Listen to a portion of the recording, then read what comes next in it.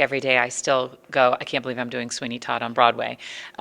It's pretty remarkable. Yeah, there's been a lot of moments of that, kind of being on stage and looking at Sutton and looking out and saying, like, yeah, no, we're doing Sweeney Todd on Broadway right now. Yeah. It's pretty amazing. But yeah, we're having way too much fun, I think. Yeah. Hello, I'm Richard Ridge for Broadway World. Sweeney Todd continues to play to packed houses, and they will conclude their run on May 5th. And I'm here at the Lund Fontanne to catch up with the show's two new stars, Sutton Foster and Aaron Tveit. Were these roles always on your bucket list? Like one day, hopefully, maybe I'll get to do Sweeney Todd? I think it felt so far away, like almost out of my reach. Like it's my favorite show of all time, but I never thought, oh, I would do it. So no. Yeah, I kind of feel the same way too. I mean, I hoped and dreamed, and it's a show that I've always just thought was incredible, but I never knew that it was going to happen. Yeah. What do you each remember about your first performance here on stage in Sweeney Todd? Is it a blur? Are there memories that come up? It was a bit of a blur. I disassociated quite a bit, but I do remember having that dual reality of standing on the stage and going, I'm doing Sweeney Todd, and because there had been so much time and rehearsal and so much leading up to that day, and of course you're just ripping the Band-Aid and you're like, I don't know if we're like, but it was thrilling, although I don't know if I remember much of it. Yeah, I don't think I remember any of it, except the only thing I remember is just trying to keep like my adrenaline out of my throat, right? It's like so many times on opening nights, there's so much energy and so much adrenaline, and the crowds here have been so kind of voracious that night it was even more so. So it was really fighting against, because when the crowd is so wonderful, especially if it's your first night, you have the tendency, you want to go with them. And so with this show, you can't do that. So you have to it was a big fight to fight against that energy a little bit. Yeah. What do you remember about the first time you saw yourself done up as Mrs. Lovett in the mirror and Sweeney? I was really, I was like, I look crazy. And my wig is so squirrely and I thought, oh wow, this just does so much for me. Yeah. And I the whole getup, everything. And I was like, oh, this is awesome. So it really kind of, does so much for the character. But I was excited. Yeah, I always feel that, good costuming and good hair and makeup, as you said, do so much, right? And so it creates a picture, and that picture is telling so much story for you. So I couldn't believe what I was looking at. There's all this gray in my hair and in my beard, and it just felt like armor in a way. It feels like you're prepped to go out. Yeah, and you physically look like a different person, unlike anything I've ever looked like on stage. Same. So it was exciting. Yeah.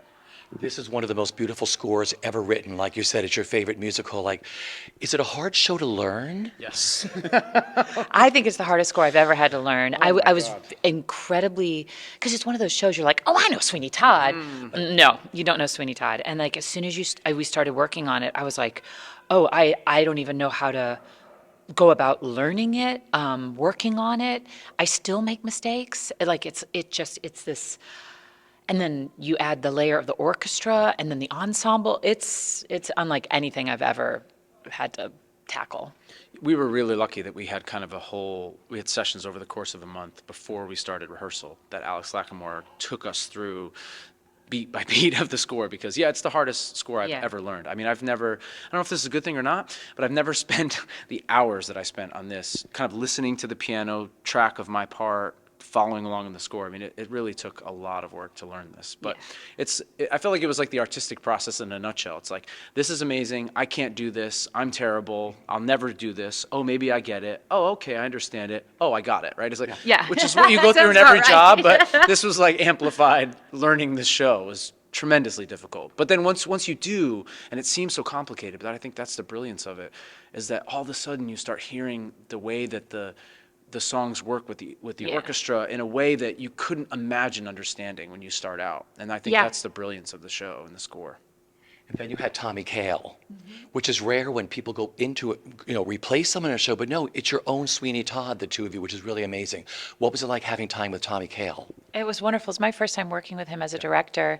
And same with Alex Lacamoire. I mean, we were so lucky, and that everyone was so open to us sort of coming in and finding our own way, and it was amazing. And it was really, that whole month of December was really when we were rehearsing and going into the show, and it really felt like a wonderful process.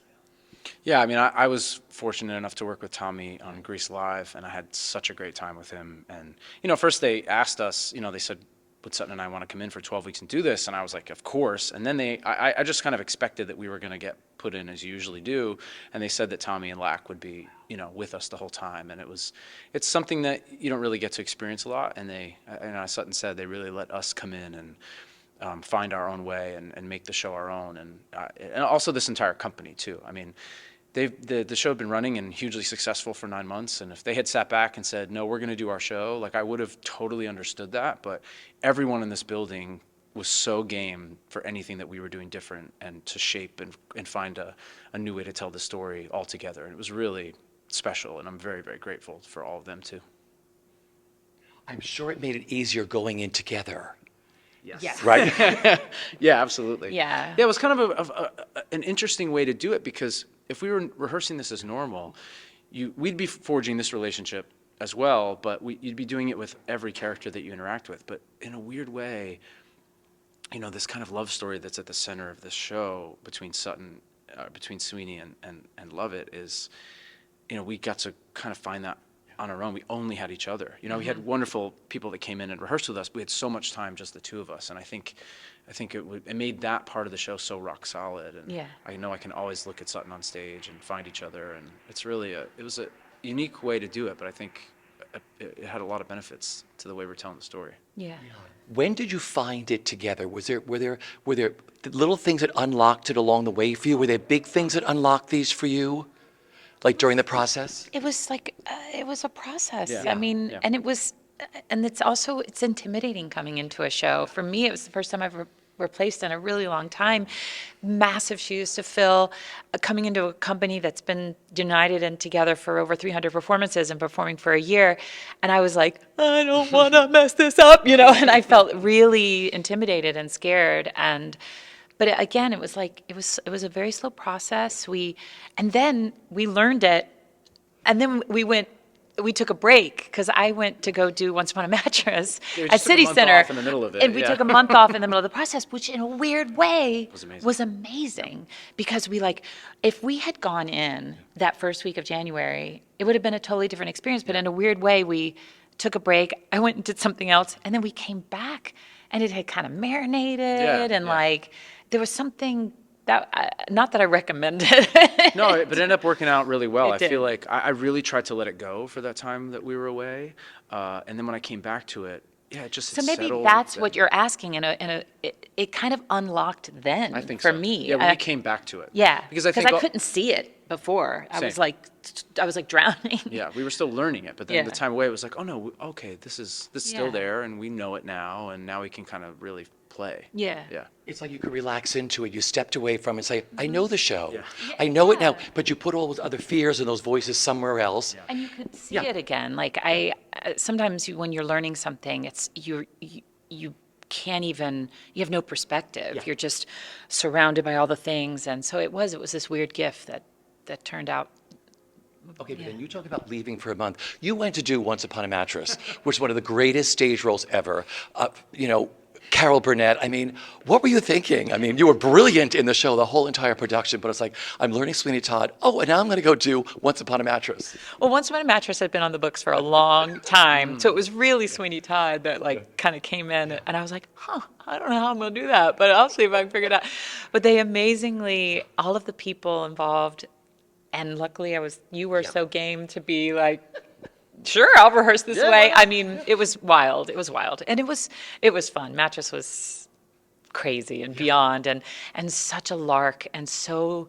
I was so unhinged and unleashed, and there was such a sense of freedom, because I was like, all right, I'm gonna go and throw myself into this.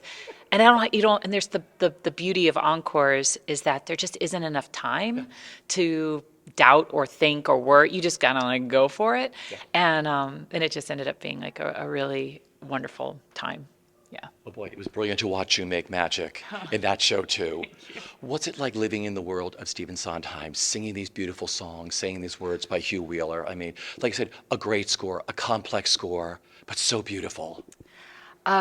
It's a dream, and I think it's a masterpiece. A lot of our job is to just let go and trust, because the material just doesn't get much better than this. Yeah, it's fascinating. This is the third Sondheim show I've gotten to do, and I just think I've learned so much every time I've gotten to work on one of these shows, and it really feels like Shakespeare, that there's so much there in the source material that you kind of, in a way, just show up and say the words.